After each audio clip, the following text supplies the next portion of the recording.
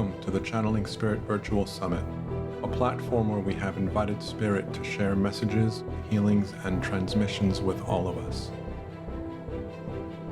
May this energetic experience help us to expand our awareness and to deepen the relationship we have with our higher self, our spiritual team, and with Source, however we define them. Thank you for being here and for taking part in this amazing journey.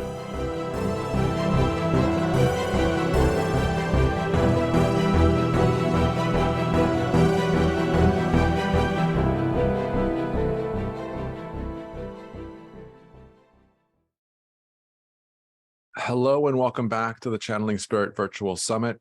This is episode 12 of season 2, and I say that in that tone because it's always a bit bittersweet for me coming to the end of the season. This is the last episode of the main sessions of the season. We have one more live session, which is the bonus session for anybody that that gets into the early access package. So if you're interested in continuing this conversation, please do so. I will send out the information about that separately. So it's an honor to have Scott with us here. Scott wanted to be part of season 1 and was very upset that I wouldn't let him come and play with us because my intention for the platform was to have conversations with Spirit. And Scott is having a different conversation with Spirit than the conversation that I had in mind for this platform. And channeling is something that's of interest to Scott.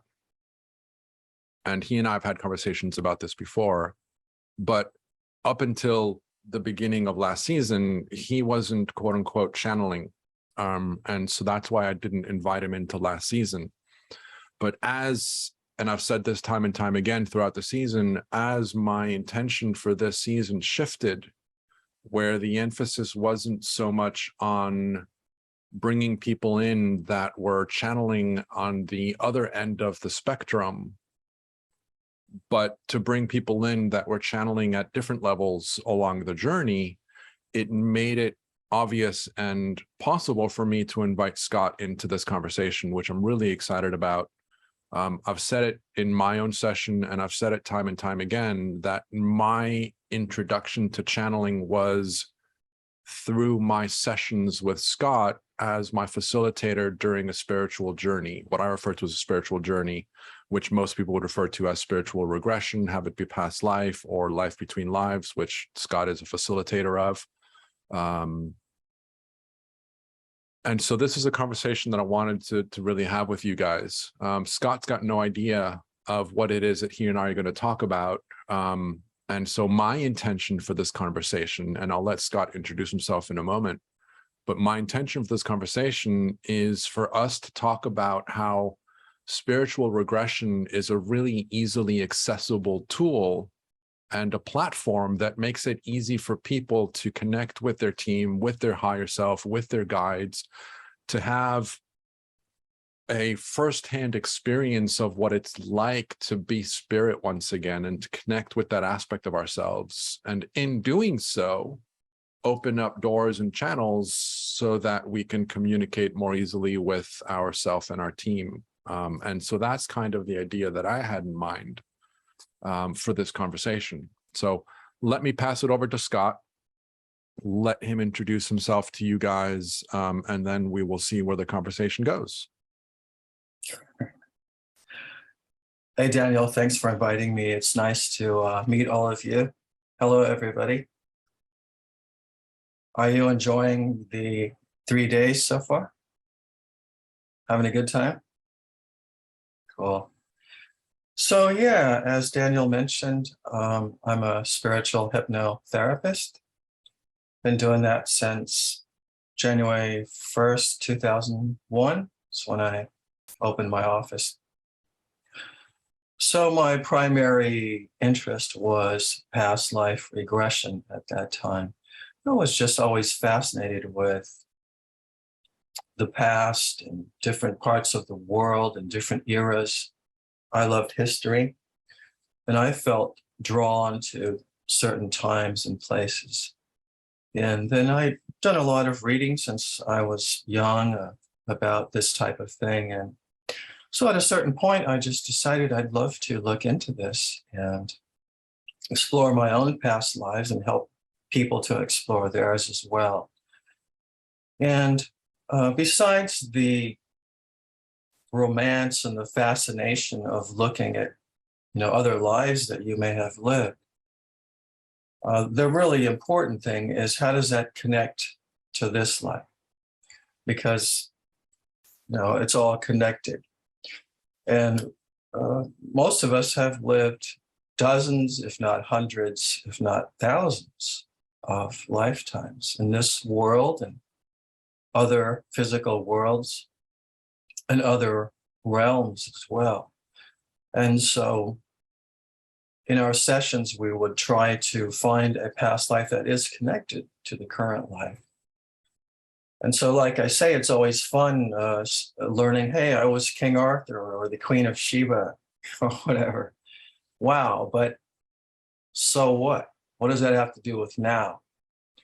So we want to find a way to get that insight, to get that, that gold nugget or that resolution. That's really what it's all about. So the different ways of doing that. The first way I used to do that was to sort of take a person up into their higher self and try and dialogue with their soul self or their greater self and try to understand, what were we shown today in this session? And that is pretty cool. But then a couple of years later, I took a training with the Newton Institute. I don't know if people have heard of Michael Newton. He came up with, in the modern era, what we call life between lives, which is a way of, it's sort of a step beyond past life regression, where we're going in between our lifetimes. So we can be in this life or that life, but what's going on in between? Well, there's a whole lot. And it turns out to seem that is our actual existence. We are souls living in a spiritual realms. And these lifetimes are just sort of like little field trips that we take down. Like in college, we have the lecture, and then we have the lab. So up there, we have the lectures and the learning. We come down into the lab of Earth or wherever to test out what we've learned. And so in taking that life between lives training, it was a very interesting technique. All sessions don't go according to the script. In fact, probably less than half of them. So you go to these trainings and stuff, they'll hand you a script, like a big book or something, and say, okay, this is how you do it. And just read that, and there you go. I was like, well, good luck with that. As like I say, half the time people veer off into this or they struggle with that.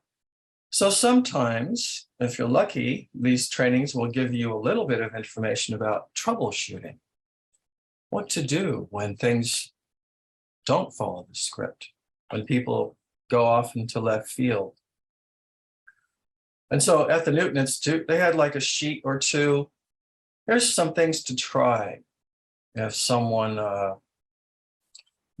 goes out in left field or they're struggling or they're just blank, that kind of thing. And so one of them talked about, if you are working with someone and maybe you're meeting with their guides or something like that, you can set things up like this. You can say, I'm going to speak directly to your guide. I'm going to ask them to respond in your mind or even through your voice, almost as if channeling them. So this was just one of many remedies that you could use to try to kickstart a session. But that really struck me as a great tool that Michael Newton had come up with. So rather than just using it as a remedy of troubleshooting, I started using it basically in every session. When we went through the past life and we went through the death, and we go up into spirit and meet with one of the client's spirit guides, I would use that technique. I would say, hey, I'm going to speak directly to your guide, and we're going to ask them to respond in your mind or through your voice, almost as if channeling or translating for them. Is that okay with you? They would usually nod or say yes, say great. So I began speaking to the guide, and then the information would usually come through. And this is a person that has no experience with channeling, no experience with hypnotherapy or regression or past lives or any of this stuff. So here we are in an hour and a half or something like that. They're actually channeling spirit, their own spiritual guides or others that know them in spirit. It might be their friends. It might be their passed over grandma or something like that. So this is just a fascinating thing, is that, you know, like I put the title, sent Daniel a possible title for this segment. It's like anyone can channel, and they do. Because in these sessions, with no experience whatsoever, basically anyone we can get them to channel spirit. So I have some clients who've, as Daniel mentioned, I'm thinking of one person, she never did anything like this in her life, but after our session, she's become like a professional channeler, and she's assembling books of all this channeled material. So, and I think there are a few people like that. So I just think it's pretty fascinating that you can basically get someone off the street, and like I say, an hour, 2 hours, they can be channeling really high, meaningful information from spirit. And I want to add a little bit to this, because one of the things that I have been people that I've taken classes with to learn how to deepen my own understanding of this relationship of spiritual regression, one of the people that I worked with made a reference or a comment about how, interestingly enough, I don't want to go there, sorry. What I want to emphasize here is that a big part of the work that I do, which I know Scott does as well, is to help people to connect with themselves so that that communication can continue after the fact. It's part of the intention that I set when I'm working with people, both verbally as well as energetically with their team, is to help them to make that connection so that after the session, that perceptual barrier that existed beforehand is thinner and or doesn't exist anymore. And this is what Scott's talking about. With some people, after they have a spiritual regression session, that perceived veil that existed between themselves and their team in the past just disappears, and they're able to communicate very effectively afterwards. I've said it before and I'll say it again. The channeling that I do, I got to a point where I said, okay, I cannot channel the way that I thought trance channeling was, but I know when I was working with Scott, my team spoke through me, so I can do that. And so I did that. And that's the channeling that I do, which I learned through my work with Scott. And so for me, that's a big part of the work that we do as facilitators in spiritual journeys, is helping people to connect with their higher self and their team, to remind them of what it's like to be spirit, and to remember that it isn't as difficult as we perceive it to be in our waking state.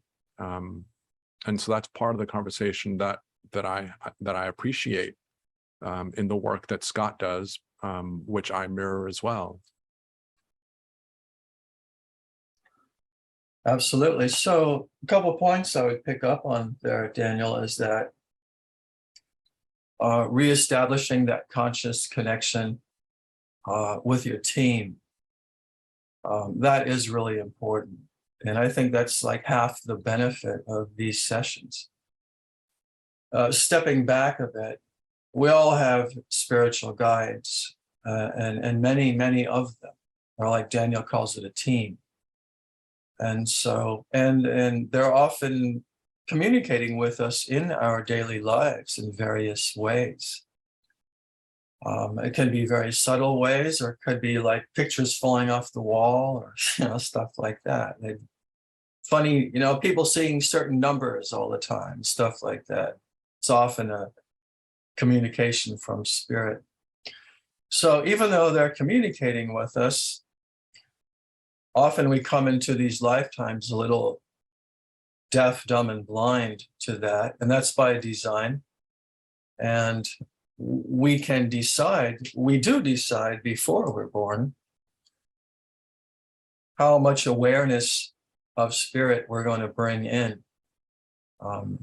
Some people come in just totally blank, like just dipped in the river of lost memory or whatever. I just need to be a carpenter and raise a family. I don't need to think about past lives and all that stuff. That's my mission. That's perfectly fine. Some people come in remembering their past lives, especially in other cultures like India or places like that, remembering. And then some of us, we leave the door just a little ajar, where we have an inklings about past lives, or we might set it up that for the first 40 years, you're going to be blank, and then we're going to have this awakening, and it's going to be time to start learning about these things. So we can set it up in different ways, but however we set it up, in these sessions that we do, like Daniel said, we can reconnect in a conscious way with your spirit team. And this is a big thing, because then after the session, tomorrow, next week, next month, the client or the person can connect with their guides. They don't need you to do that every time. They can say, Harry, or whatever the guy's name is, I want to talk to you. I have a question. And it's a very cool thing. And also find that the spirit guides often stimulate these sessions. They'll poke and prod the person to connect with someone like Daniel or me or whoever, because they want to reconnect. It's time for the person to have that conscious connection with spirit. So the other thing I wanted to mention that Daniel talked about is the spectrum of channeling. And you guys probably know a lot more about it than I do. You've been studying it for days and years and however. But so even in my sessions, there's a spectrum. Some people go so super deep, I can barely get them to talk. But when they do, if I get them to channel their guides, it's like a trance channel, like Esther Hicks or Jane Roberts with Seth. It's like full on, they're gone, and this spirit being is fully communicating through them. And then, on the other side, people they're even conscious and aware, but they're saying, well, he's showing me this and it means that, or he's trying to tell me this, or she's saying, I need to do this. So I think there's a wide spectrum of channeling in sessions, and just in channeling, of course, with professional channels. I mean, isn't that so, Daniel? Absolutely. I mean, there's different, let me just kind of pin myself again. There's, within a spiritual regression session, there's everything, wide spectrum, like you're saying, of people that are telepathically getting messages from their team, to those that are so fully engaged where the conversation is really me and the guide. I mean, I had a situation with a person I was working with where, again, because of the work that I was doing with Michael Newton and the questions that were being posed to me because of the way that I handled myself and facilitated, there were questions around that relationship between the guide and the client that were coming up a lot. And so I was asking the guide, by the way, you and I are having a conversation right now. Is this still as valuable for the person that we're working with versus having you speak to them directly and having them then relay that to me? And the guide was like, absolutely. In fact, right now she's playing with her friends right now while you and I are having this conversation. And I was like, but is she still getting all of the information that you and I are sharing? And she said, absolutely. In this space, we hear and connect with everything. So she doesn't have to be present actively to still benefit from the conversation, which was a really interesting conversation that I had with her. And in the world of channeling, as you've seen throughout the season, there's people that channel actively, there's people that channel indirectly, there's people that channel passively, there's people that channel consciously and trance channel. And so there's a whole spectrum of this. And I always talk about how we are all channeling every day. We just don't label it as such.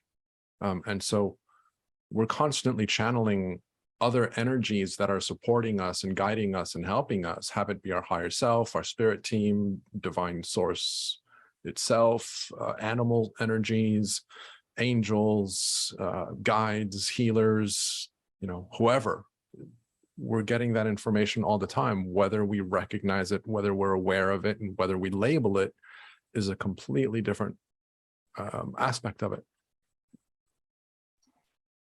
That's a really good point, because often the little insights we get, or the light goes on, the little idea, often that is coming from other than you. It's coming from your guides or other beings who want to, help or connect you with someone else, or who knows what. So yeah, absolutely. We are always connected. We are always probably channeling if we're, at least halfway conscious. Yeah. So Before you continue with that, there's a question for you, Scott, from Shannon. Do you find that over the years of your practice that the guides or loved ones, or perhaps it's your own team, prompting you to ask questions which would not have been brought up without their interaction through you to help the depth of the healing in these types of sessions? No, I do it all myself. I'm teasing. Yeah, of course. I mean, from the get-go, they probably prompted me to even get into this field. So yeah, from the get-go, I wouldn't say it's been growing or anything like that. I think it's always been there. In fact, I came to develop a way to just invite them. I know they're going to be there anyway, helping with the session, because we'll go on to that in a second. But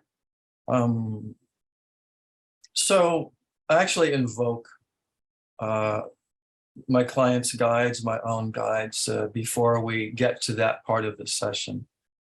There's a little invocation that sort of, they probably helped me write. So yeah, they're going to be there anyway. But when you ask, I think it opens the doors wider. When you're saying, hey, I would love some help today, they're like, yeah, okay, he's on board. We don't have to be sneaky about it. So, like they say, ask and ye shall receive. So definitely, I definitely ask in or during the sessions for help. And, the stuff that pops in my head, the questions or things I want to ask a client as we're going through a session, is it me? Is it them? It's probably just a big blend of everything. So yeah, I would say absolutely. The guides are a part of this session. It's a funny thing. People sometimes wonder, well, maybe if we're doing this session, maybe and we want to talk with them, maybe we're bothering them, like they're having a tea party and you're like, hey, can we talk to you? They're like, hey, we're playing poker here or something, you know. It's like, no, it's not a surprise for them. They probably helped set up this whole session. They probably brought you together in the first place. They probably pulled your strings together. I think they enjoy that type of thing. And so it's not a surprise that you're coming. But I think it's courteous to ask for help, and it opens the doors wider. And then you have to, when you ask, you also have to be open and listen and try to open your mind, try to open your awareness and say, you know what, take a moment and say, what do we need to cover? What does she really need to get from this session? So great question. So yeah, absolutely. Solicit spiritual help in these sessions and receive it. Thank heavens. So do you want to go back to what you were going to share earlier before the question came up? Gosh, I would love to, but I don't remember. I figured as much. So as always, guys, feel free to ask any questions. Here's a question that just came in from Sherry. I have woken up from a deep sleep speaking a different language in a male voice. Any insights? Past life, channeling a guide? What could that be? Well, I'd say that could be almost anything, including something not particularly spiritual, like something from a movie or something in your subconscious. But I don't know. I mean, I'd say you'd have to explore it. Sherry, yeah. Maybe just ask in your mind right now or whenever, when you have a quiet moment, you know, what was that? Who was that? What are you trying to tell me? What was said in that language? Can you translate into a language I can understand? Maybe you could have someone else help you explore it. But one thing I've learned in this business, might say, is that anything is possible. You know, people, there are lots of writers and people that go around and they like to put things into boxes and categories and tell you this is the way it is. And you know, maybe they're right about certain things, but boy, there's always something else that doesn't fit in that box, and miracles and wild things. And so the answer is, Sherry, I don't know, but you could look into it. So Sherry, something that comes to mind is, let me pin myself again so people can see me in the video, in the recording. So one of the things that come to mind, when we dream, a lot of times our dream state is another alternate experience that we have. And it's possible that when you came back from that dream state, you were still personified with that aspect of yourself. So very possible. And like Scott said, it's something that if you wanted to explore that, you could come to Scott or someone else that you feel drawn to that does spiritual regression and have that be the focus of the intention. And I say that loosely again, because it's an intention that we set, which then your guides will tweak and adjust accordingly. But you can definitely explore that if that's something that you want to go deeper into. So Scott, with regards to, and I know that this is something that you sort of already spoke to a little bit, how has your own awareness of connecting with spirit shifted over time as you are more experienced in facilitating these journeys and connecting with spirit? How have you noticed that shift take place? That's a great question. You know, when I started with this work, I was pretty much flying blind.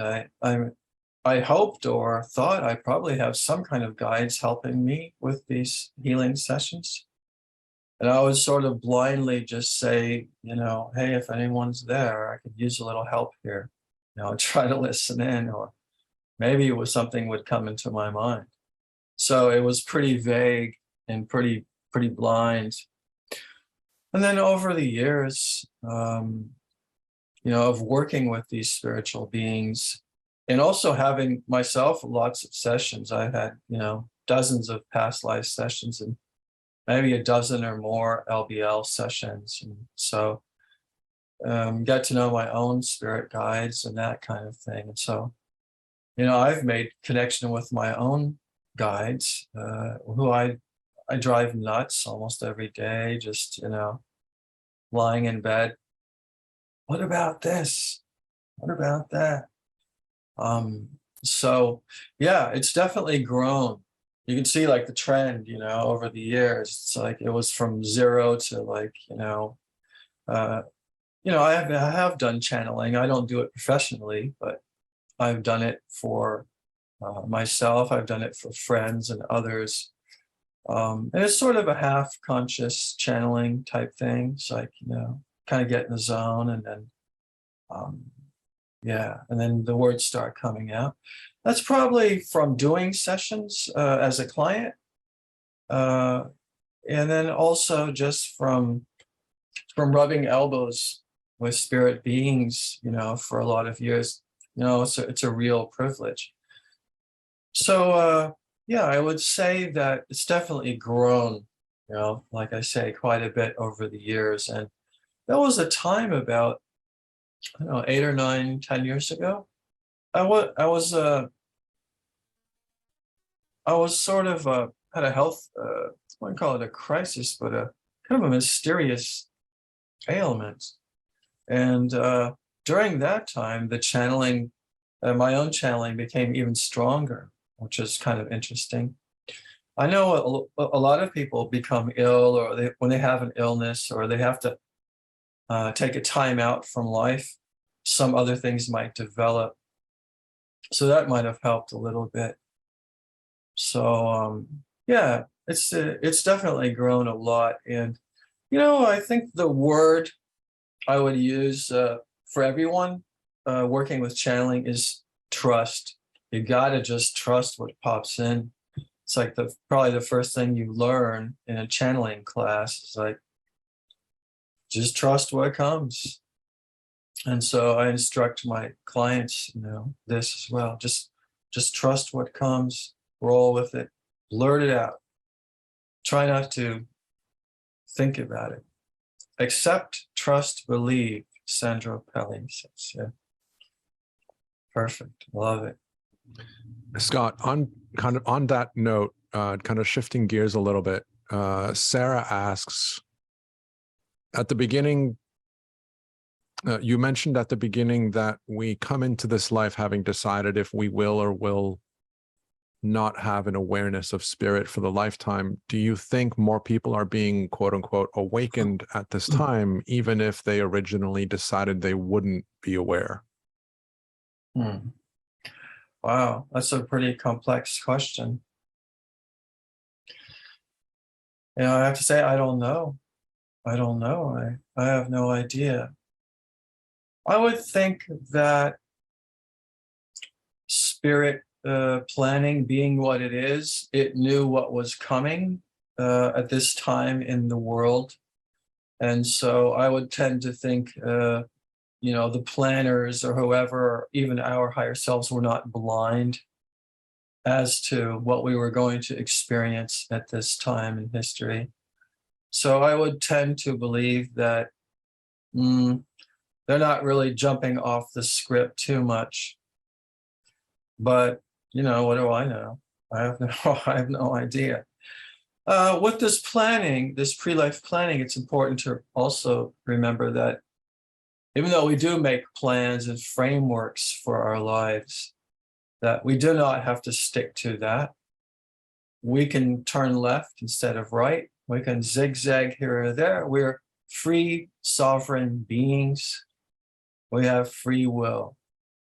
We can take that whole plan and say, nah, I ain't doing that. I'm going to become a surfer, or I'm going to go sit on a mountain, or I'm going to, do something else, whatever. I'm going to be a brain surgeon, whatever. We have free will. So the planning is important. We probably want to kind of stick to the frameworks, but we don't have to. And there are contingencies, probably within our plans. There are probably infinite contingencies. If a butterfly flew this way instead of that way, we could change. So, but to answer that question, I would say I don't really know, but I would tend to believe that we're not really going off plan in a major way. Hopefully that's helpful for you, Sarah. Feel free to ask a follow-up question if there's something else that you want to kind of dig into deeper. In the meantime, Shannon says, looking over the many years of your practice working with so many various clients, are you meeting more quote unquote alien guides or support or loved ones now than in previous years? Is this Shannon Johnson? Yes, it is. Oh, okay. Hey, Shannon, how are you? We're acquainted. So, yeah, absolutely. I mean, I don't know if it's that more people have alien guides now than they did before, but or it's just becoming, coming out in the open, more or less. When we talk about alien guides, it's not like, oh, I'm a human and I have ET as my guide. It's not, I have some weird lizard man for my spirit guide. It's not really like that. As souls, as I mentioned, we tend to incarnate in, it's a big universe out there. The earth is a beautiful jewel, but it's just a grain of sand. And as our new telescope is showing us, they're just billions of galaxies. Every galaxy has billions of stars. It's big and it's still expanding. So there are many, many schools, many places to go, many types of bodies and many types of lives to live. So we may have started our physical incarnations in a world, let's say a water world, where we're sort of like a dolphin creature. And so our spirit guides will tend to take that form. Now, obviously, as spirits, we don't really have a form per se. We're just intelligent light energy or something like that. I don't know how to describe it. Energy. So even though we may have lived in a water world with a dolphin, life, and our guides may appear as a dolphin creature because that's what makes us feel comfortable. They're not really dolphins. They're not really aliens. We're not really aliens or humans. We're just energy. So just want to make that point. But other than that, yes, there are lots of beings who have incarnated on other worlds are sort of flocking to the earth at this time, in this last, 30, 40, 50 years, and especially now, because the earth is a very exciting place to be right now. It has an opportunity to rise up a level. It has an opportunity to ascend to a higher frequency. And so many beings from all over the universe have come here. One reason to just observe, because it's exciting. Another reason is to try and help this world and the beings here to ascend to a higher frequency, and the planet itself to ascend to a higher frequency. And maybe this whole sector of space, we're rising, we're ascending. And so, yes, Shannon, in sessions, I'm meeting more and more guides and clients who have incarnated in, throughout the universe, not just Earth people. Yeah, so Shannon follows up with a comment saying that she's been having more presentations of guides in quote unquote other forms showing up in her work. So she was curious if that was showing up in your regressions as well. Let me say one more comment about this. When I first met my primary spirit guide, she was this female, ancient crone, like witch in this hut.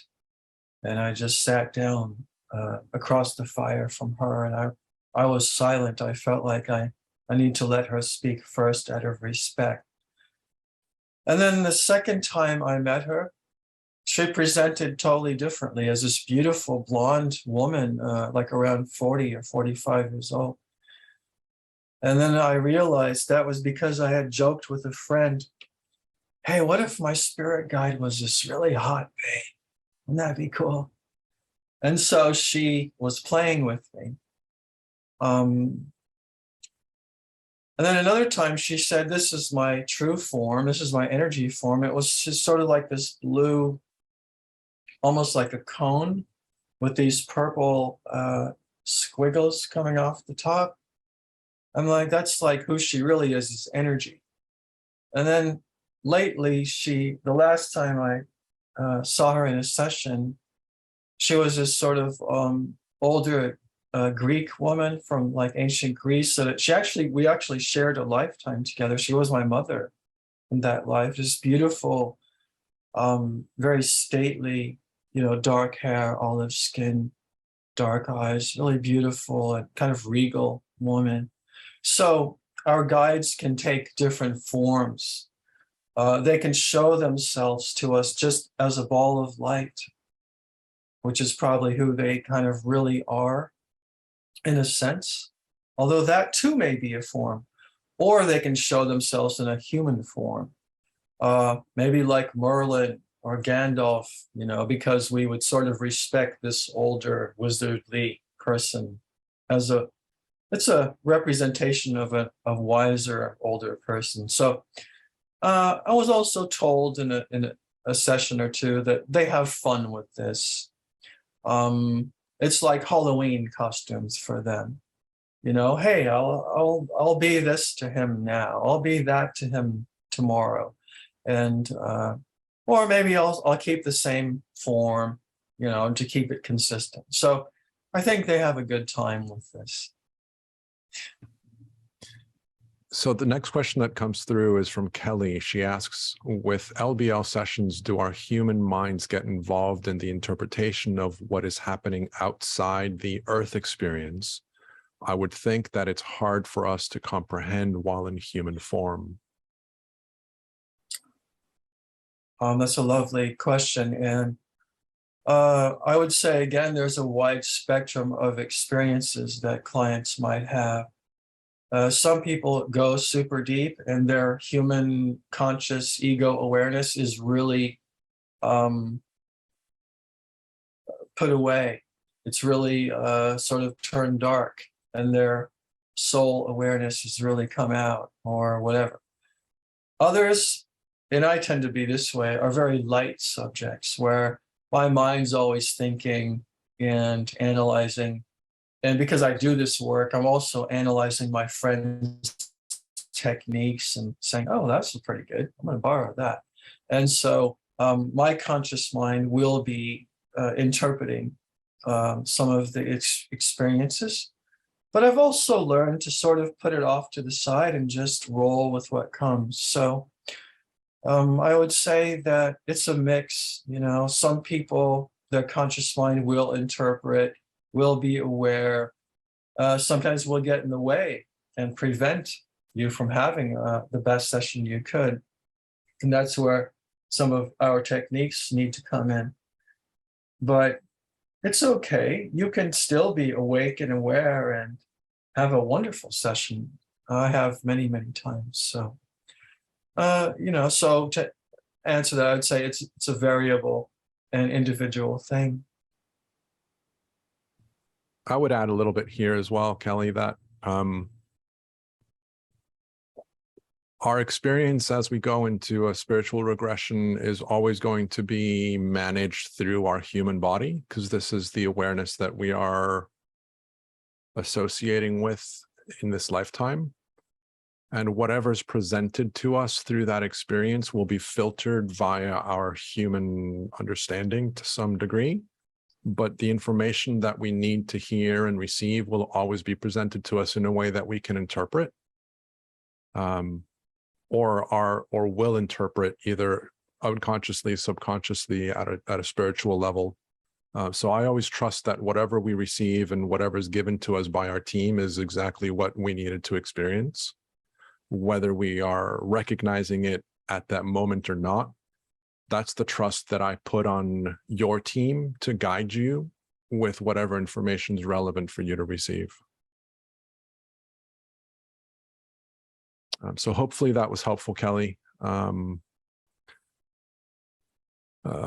Next question. With the Earth ascending, do you think more old souls are coming in? It seems like it's run by new souls right now. Wondering if that is shifting. What's your experience with that, Scott? Yeah, I would tend to agree with that. We see on the news, that it's the last gasp of the 20th century thinking. I'm talking about Ukraine and Russia and all kinds of stuff like that. It's sad to me that, we're actually having wars. It's 2022 and people blowing each other up. It's kind of pathetic. So it's sort of the last gasp of the dinosaurs, I hope,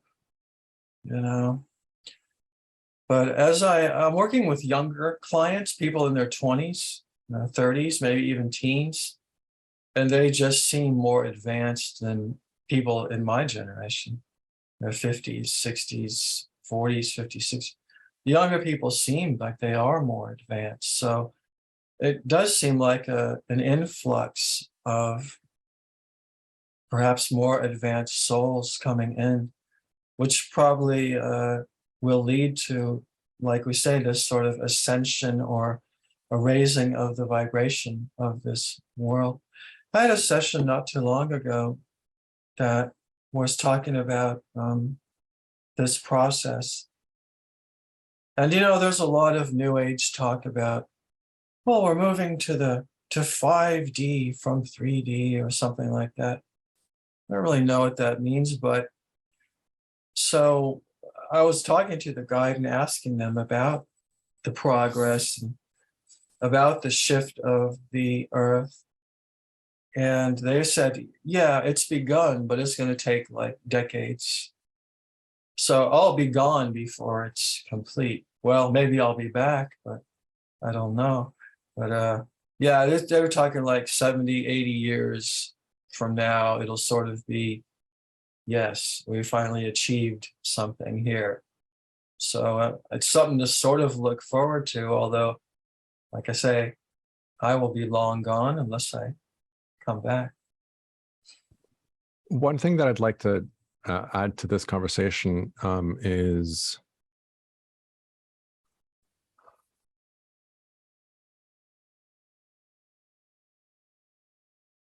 who is an old soul and who is a young soul or a new soul is very difficult for us to identify as humans, because as a very old soul who comes onto this planet, that role can be to act as a complete imbecile and completely oblivious to everything that is spiritual. And so as a judgment from me as a awakened being, I can look at someone and say, oh, he's a new soul, or he's just not an old soul. He's not experienced enough. Otherwise he would know better or different. That's entirely a human perception. And we have no way of really truly knowing that, because there's a lot of happening behind the scenes. Within the shift of our planet, there are people, energies that are coming in to be the forerunners, the bridge makers, to help people awaken. And there are people that are coming in to be the naysayers, to be the resistance builders, to balance out the energies in a way that's relevant for that shift to happen the way that it needs to happen. And who's to say that that naysayer isn't an ascended master? And so there's a lot of questions and judgments that kind of play into this, where it's difficult for us to identify who is truly an old soul or a new soul. Working with Scott as a facilitator of spiritual regressions, it's interesting that you asked the question, because he's connecting with clients at a level where that information starts to become a little bit more visible. It's less hidden, given the conversations that he's having with the guide and the team, as well as the client themselves. But as a whole, that's a very difficult question to answer. In general, I would say, given the amount of energy that is being put to shift the planet, and a lot of people in the industry, you know, from all kinds of sides, will talk about how there are many different higher, and again, there are many different beings with a tremendous amount of experience from different universes and different realms and different incarnations that have agreed to come to be born on this planet at this time to help with this shift. Everybody's saying that in some way, shape, or form. But it's really difficult. I mean, to kind of think about, you know, the war with the Ukraine, it's a horrible tragedy, and there's people that are suffering through it, and I'm not trying to minimize it or diminish it, but there's a grander purpose for that to happen the way that it's happening that I don't understand. And whoever, you know, instigated that war could be, you know, could be an incarnation of Jesus for all I know. Who's definitely not a young soul, you know. So it's really hard to kind of put those kinds of comparisons. And so I just wanted to kind of mention that as just food for thought. I think that's a really great point. And, you know, young soul, old soul. I mean, even a young soul is probably jillions of years old. So, I mean, I don't think anyone just fell off the turnip truck yesterday. Yeah. And Kelly adds a really good follow-up comment here, which I think is beautiful, that more experienced souls forget when they embody, just like less experienced souls. And I think that that's actually very true. We are born into a human form that has its structure and its patterns, which are designed to fool us into forgetting who we truly are. That is fundamentally the structure of our human experience by design. And even very experienced souls are going to get caught up in the drama of humanity and kind of lose sight of their journey. And that's where I think that a lot of our guides are kind of like knocking on our head saying, look in this direction. But ultimately, it's our free will that directs and guides us in terms of the choices that we make. And we can always make choices that are remaining asleep for whatever the reason. And one thing that I'm just going to add this, given to a lot of the questions that have been brought up as well, and I don't remember if this was something that came through work that I've done with Scott or through something else, but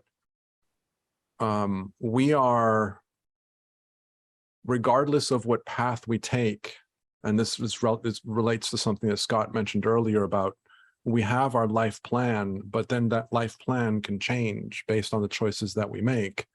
There's no right or wrong of path we can take. And even if we shift our plan enough so that we don't address the lessons that we came here for, we will address new lessons with that plan. And so our higher self and our team are constantly making adjustments according to the choices that we're making. And it's actually quite fascinating and intriguing and incredible to me to think about the amount of the gazillion energies that are involved in the behind the scenes of how this whole thing plays out is quite fascinating, which comes up in conversations with spirit. They'll make comments. They will talk to us about this. I mean, I'm sure Scott's nodding his head. I'm sure he's had tremendous conversations in this regard where there's a tremendous amount of planning that happens not only beforehand, but also during to compensate and adjust for the choices that we make to help us in the direction that we chose, but also to help us in the direction that we're choosing. And so it's a constant adjustment of co-creation that's happening in many different levels. So I don't know if you want to add anything to that, Scott. That was beautifully said. That was very eloquent. A constant co-creation. And I don't think, and I've been told, there aren't any wrong choices, really. A person can choose to do this, that, or the other, and they'll always learn something from it. But going back to the old soul, young soul thing, it's like, it's true. Looking around, you know, you can't judge a book by its cover. The homeless guy might be an ascended master, you know, even though he looks all filthy and reeks. Or, you know, the CEO of whatever might be, you know, this sort of new hotshot young soul who's trying that out. You can't tell by what station they are in the earthly life, who they really are as a soul. And there's another aspect of that, is that we only bring a portion of our soul into any one incarnation. So you might bring 60% or 70% or 13%. So whatever you're doing in any one incarnation, you have other things going on throughout, you know, creation. In other realms, other planets, other worlds. You might be a tree man on planet X. You might be a space explorer. You might be serving on some sort of a guidance council here or there. We're so complex, and there are so many layers. Just this life, though we're looking at each other, at our human faces, you know, this is just one facet of the gem of our soul's totality. It's actually something really interesting that you bring up, because I think it was in Michael Newton's books. He talks about how we choose a certain percentage of energy for each lifetime. And I've heard conflicting information on this. Some people say that once we choose that percentage, there's very little we can do to adjust it. Then there's others that will say that all we need to do is ask and they will give us more energy if needed. But I've heard kind of conflicting information. And I know that when I was training with you, we talked a lot about this, how there is conflicting information all the time with connections with spirit. And I wanted to kind of, you know, bring that up as a conversation point. Yeah, there are always conflicting ideas about this. So what Michael Newton kind of came up with was that when you choose a certain percentage, let's say you're going to bring 33% of yourself into this life, well, that fetus and that body is sort of calibrated for that amount of energy. So that's why he felt, well, later you can't just double it. You'll just blow the circuits of the body or the brain, which, you know, he may have a point there. I don't know. But I also tend to think that maybe if there is a great need to bring more of yourself, that, you know, your guides or whoever, or spiritual healers, could recalibrate the body to allow that. So again, I would say that anything is possible. Yeah, I mean, it also kind of brings me up something that, and I don't remember if it was mentioned this season or not, but when we are channeling spirit, what I keep on being reminded time and time again is that the messages that we are getting are what we need to hear, even if the content of the message isn't actually true, and to not get caught up in the truth of it. And the example that was brought up in the conversation that I was having was a woman who was told that she shouldn't move to California, which was her plan, because there was going to be an earthquake and, you know, she would, you know, not want to be there.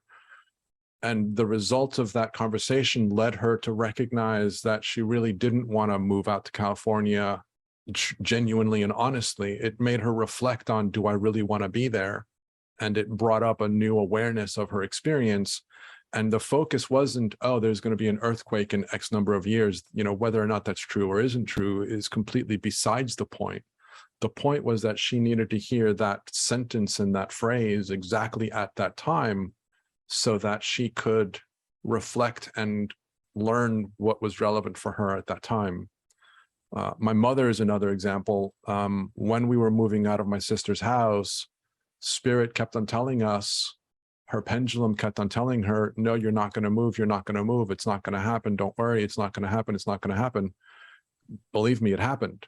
And later on, I asked a spirit who was communicating with me through a channeled session what that was about. And what they told me was exactly that my mother needed to hear that we weren't going to move so that she wouldn't create resistance to the move itself. And so her being told that we weren't going to move made the move easier to happen because that's the energy that needed to take place. But if she had been told that she was going to move, she would have gotten so much in her head and create so much resistance that it would have made that move much more difficult and much more traumatic for her and for me and for everybody involved. And so I bring these up as examples of take everything that is said to us from Spirit with a grain of salt, even if it conflicts with other information. There's a reason that it's being presented in that way at that time. And it's not so much the details of the specifics of what's going to happen that's important. There's other things that are being brought up into the mix. And I'm sure that you've had that experience as well, Scott, where there's information that comes through the sessions with people that either just doesn't make any sense, but is necessary at that time. I mean, that's a pretty deep thing. What happened in your instance there? I would say in my sessions and my experience, I mean, spirit guides don't lie or, BS us.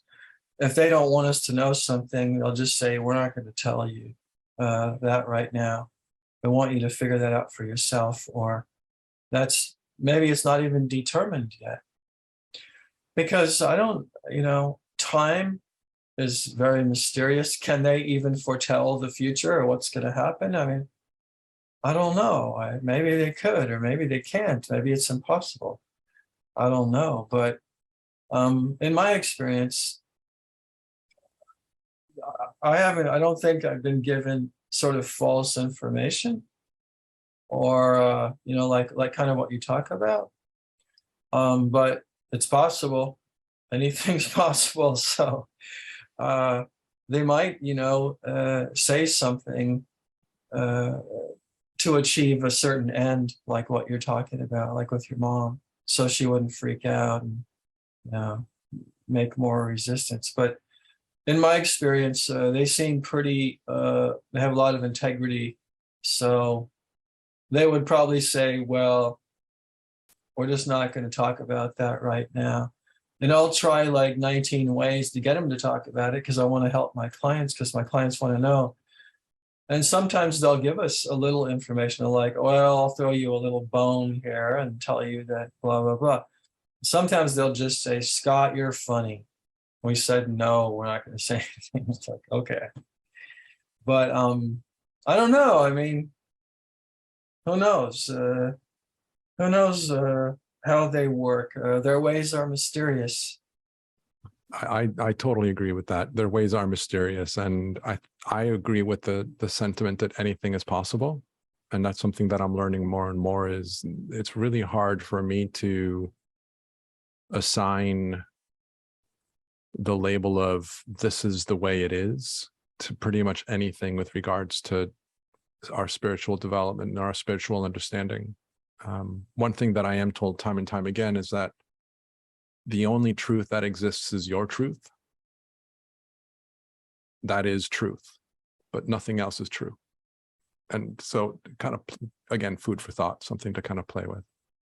Any other questions or comments? Feel free, Scott, to I just wanted to say something. And this is why I don't read very many human written books anymore, because what do they know? I like to read the channeled books. That's the good stuff. I can't agree with you more. So anyway, so anybody want to kind of ask a question or come into the conversation, feel free. If I missed any questions, I apologize. I've had a few kind of direct messages that are confusing my flow a little bit. So if I'm missing a question or a comment, please feel free to repeat it and bring it back to my attention. So having said that, let me just kind of say this, that there is value in the human written books too, but I tend to, lately, I've been leaning more and more towards the channeled information. Obviously, given that this is what I'm doing and this is the the conversations that I'm going into myself are towards that direction.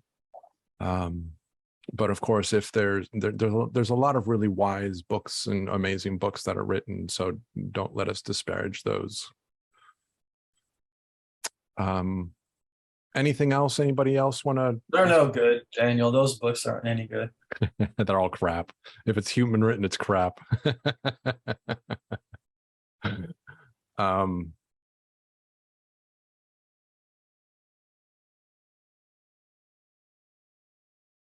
I don't know what that means, Jillian. I have no idea what that means.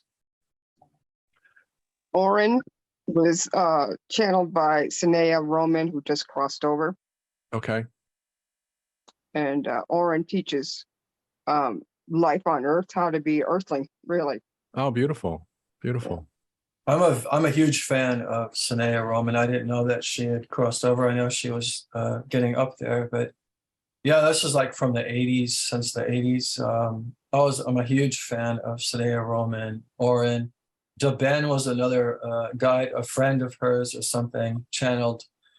So I love these books. I have like all like 6, 7, 8 of them, of her books. They're really good. In fact, she has a very cool book called Opening to Channel, I believe it's called. And her books are co-written by humans and spirit beings, so they're okay. But no, they're excellent. She's a very sweet, and she has a lot of meditations and stuff like that are basically channeled meditations, guided meditations by Oren. And I still listen to those recordings and enjoy them. I lay out by the pool and just put on the headphones and listen to that stuff. So, Scott, putting you on the spot a little bit, and I say this with a lot of love and a lot of smile in my heart. When are you going to write a book on your adventures with spirit? And this is a question from Shannon. oh, I don't know. I mean, I keep so busy doing the sessions, trying to help, But yeah, I have 3 or 4 book ideas that I need to work on. And in fact, the first book I want to do would be exactly what we're talking about here, and exactly what you're doing, Daniel, is that I would write a book of information channeled by my clients. So who cares what I have to say? What do I know? That would be really cool. So yeah, that's my plan, is to write a book of just various information channeled by everyday people, not professional channels. People just who came for a session or something like that. So that would be the first one. And then do I want to go back through the archives and like listen to all that stuff? I'm like, I don't know if I can do that. I don't have time, but I think I'm going to pick out some of my favorite or more gifted clients and maybe come up with some new questions, like the questions that came out today, and just go through, have a chapter maybe like on time, spirit time, human time, all of that. Yeah, little by little. And so I need to start arranging these sessions. So yes. It can also set the intention too going forward, and you can also work with the people that you work with and say, hey, by the way, when we're done with your work, is it okay if I ask spirit a question to have them add information to a book that I'm putting together? And then absolutely. and then you can get that feedback from them, and then you can just kind of accumulate it with that intention so that you don't have to spend the hours and hours and hours of listening to stuff historically. Just kind of do it going forward. Good idea. There's another book idea. Probably my second book idea was kind of stimulated from spirit, and it has to do with people who lose loved ones. You know, people are distraught when their mother dies, or their child dies, or their spouse dies. And in our sessions, we can often, as you know, we can interact with those crossed over beings. So several years ago, some spirit beings kind of approached me, just like in my mind, just sitting on a couch or whatever. It's like, we're going to create an environment, and you're going to create a dedicated session to a reunion. Maybe we'll call it reunion of souls. So you're going to bring the living, we're going to bring the dead, so-called, you know, we're going to hang out. So the living can, it's all about the people can get on with their lives and their plans and accomplish what they came here to do. Because, you know, sometimes when you lose someone, people just become paralyzed and stuck for years. So this is another project and something I need to work on. Need to find the time, make the time. Sounds exciting. Looking forward to hearing about how that develops. Oh, yeah. I mean, probably at least 1/5 of my clients come to me because someone died. And then they started thinking about the afterlife. Do they still exist? And that kind of thing.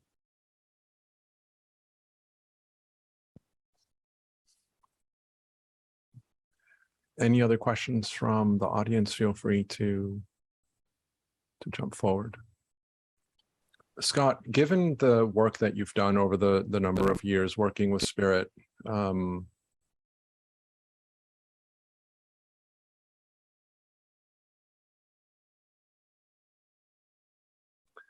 I'm going to sort of put you on the spot a little bit, given something that you said, if I have your permission. No. No. No. So here's me putting you on the spot. And I'm doing this on purpose because I want people to recognize that, you know, channeling isn't anything that's special and abnormal, and we do it all the time. Whether you're channeling actively or you're just getting ideas that pop in your head, I want to ask you, what does your team want us to know at this point in time? What would they like to share with us? I don't know. We'll sit with it. Let's see if we can tune in, see if they have anything to add, to say. I'll just start speaking whatever comes to me. Do The it. first thing is, Daniel, we're so happy you are involved in bringing this information to more and more people. We want everyone to know that we are available to you. Every single person involved in this program that Daniel's put together, you were called, and we want to work with you. So open yourself to us, as these gentlemen have talked about. And let's see what else. Shannon, there's just a shout out to Shannon. We love you. We love the books that you're writing. Keep up the good work. Hope you are well. If there's any health issues or anything, it's going to be okay. Sorry, I don't know where that's coming from. So I hope you're okay. I hope I'm a lousy channeler. So as a group,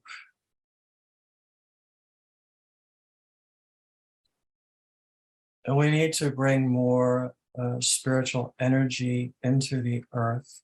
And this is one way of doing it. All of you folks and the folks that you will talk to, and so on and so on, bringing more spiritual awareness of the joy of and the life and the happiness of existence and creation. We need to bring more of this energy into the earth so the earth can ascend. It's time. The earth has served as a playground or a learning ground for some pretty heavy lessons for a long time. And the earth is a little tired. And there are other places being prepared to take up where the earth will leave off. And the earth is going to become more of a lighter place. There will still be a mix. It'll still be a one-room schoolhouse where you have, yes, the younger souls involved with the older and the advancing souls. Of course, the really older souls do not incarnate, but they still influence the earth from time to time. And so, yes, as a whole, we are calling on you, this group here that Daniel has assembled, to work with us more and more, like a daily basis or often as possible, and listen and join with us. And there's a lot of joy and happiness, and we're very excited. We're very happy. We want to extend to all of you, a welcome into this sort of new, it's almost like a soul group of folks who are helping to bring more light into this world. I should probably leave off there. I probably, sorry for the run-on sentence. That's quite all right. I appreciate it. Thank you. Wow, I got like little watery eyes. I must be going into a little bit of something there. A little bit of something. I love that. A little bit of something. So thank you for that, and for allowing me to kind of play with you and with that. There, again, we talk about how anybody can do this, and it isn't anything that it needs to be, oh, I'm channeling Yeshua. It doesn't have to be that. Of course, it can be that if you want it to be, but it doesn't have to be. And the conversation that Scott had with us can also be a conversation that he had in his head just by asking the question and saying, hey, what message do you have for me? And then he gets a download of thoughts that come to his head. And, yes, it's going to be intermixed with his own thinking, but it's also going to be not his own thinking. And with more practice, like we've talked about throughout the entire season and last season as well, with practice, you're able to start to identify the distinctions in the energies of the thoughts so that you can separate yourself more and more and more. And so thank you for the honor of allowing us to have you share with us what you shared, Scott. Thank you very much. Oh, it's my pleasure. It was a lot of fun, and I love talking with everyone, and I love the questions. Questions are just really thought-provoking and deep, and there's so many levels and layers to all of this stuff. Just ask. Yes, Sherry, I totally agree. Just ask. And so I want to kind of finish off by, of course, Scott, giving you a chance to share anything else that comes to mind that you feel you would like to kind of, leave us with, and also to talk about, and of course, if you want to talk more about this, you can, but the invitation that you're giving to the listeners of season 2 is a $50 credit on any spiritual hypnosis session, or a class that you're offering for this to be booked before November 1st, 2022. The website is lightbetweenlives.com, and for the hypnosis training, it is prohypnosistraining.com. And of course, the information is going to be in the description of the episode. So I just wanted to kind of, put the mic over to you, anything that you want to leave us with and anything that you would like to kind of add to the conversation. Thank you, Daniel. Thank you for having me. Yeah, so I just want to mention that I still am actively involved in doing sessions, primarily past life and life between lives sessions. I do them in person at my office in Claremont, California, and also via usually Zoom online with anyone in the world. And so that's always a lot of fun. And I also do some teaching, and I'm having a past life regression course. It's a 3-day course coming up in mid-October, and gathering students for that. And so I invite anyone with an interest in learning more about this to contact me anytime. And I thank you for your time, Daniel. So, yeah, so with the group, I need to go back and find some time, and I want to go back and listen to some of these channelings. I'm just, as you mentioned at the top, I'm fascinated with spiritual communication and spirit beings and all the information that comes through. And so I just take my hat off to all of you for being open and stepping into this world of connecting with spirit. And like they just talked about, bringing their light into this world.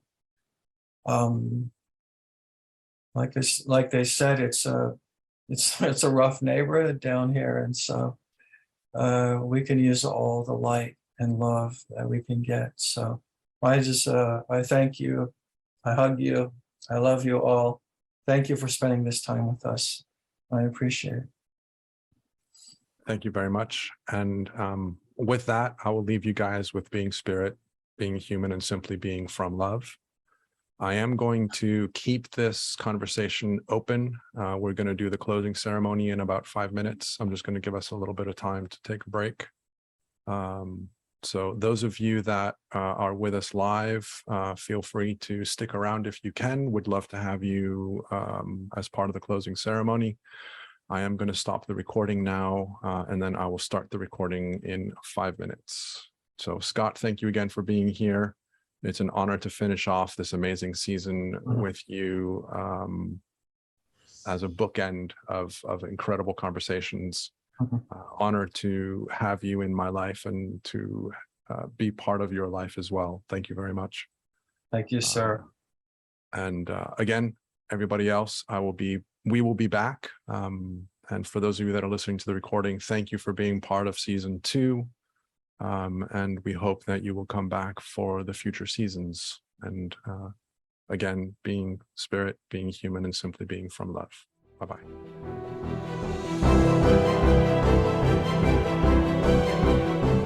Thank you for being part of this incredible experience.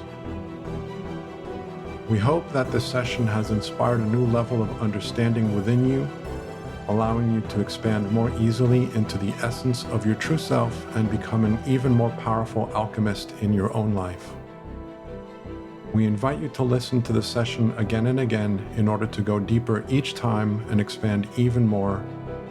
Have it be via the replays or the unlimited access package. If you have enjoyed being part of this event, we invite you to tell your friends so that they can join us in the future. We are grateful that you are here, and we thank you for co-creating this experience with us. Until next time, we leave you with being spirit, being human, and simply being from love.